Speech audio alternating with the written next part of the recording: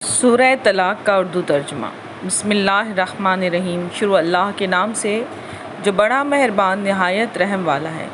اے نبی صلی اللہ علیہ وسلم، جب طلاق دو تم عورتوں کو تو طلاق دو ان کو ان کی عدت کی پیش نظر رکھ کر، اور شمار رکھو عدت کا، اور ڈرو اللہ سے جو تمہارا رب ہے۔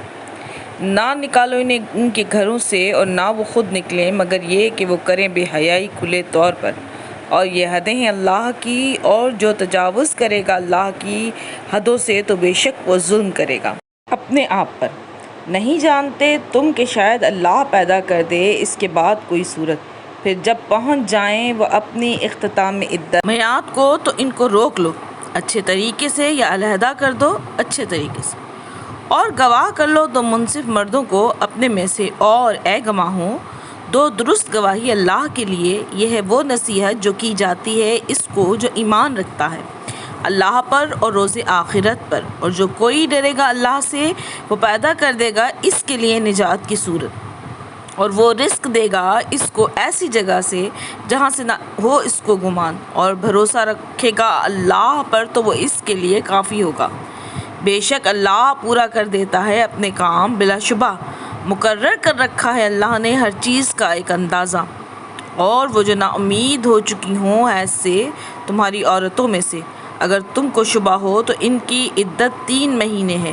اور وہ بھی جن کو ابھی حیض نہیں آنے لگا، اور جو حمل والی عورتیں ہوں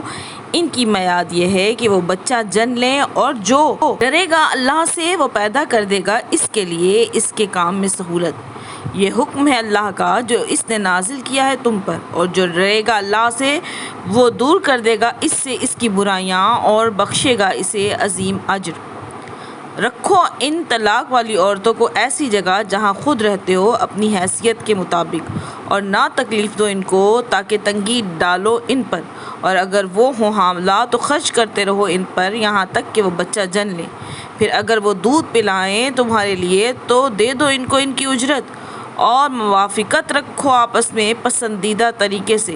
اور اگر باہم نہ اتفاقی کرو تو دودھ پلائے گی اس کی خاطر سے کوئی دوسری عورت۔ خرچ کرنا چاہیے صاحب وسعت کو اپنی وسعت کے مطابق، اور جس کے لیے تنگ کر دیا گیا ہو اس پر اس کا رزق تو خرچ کرے اس میں سے جتنا دیا ہے اس کو اللہ نے۔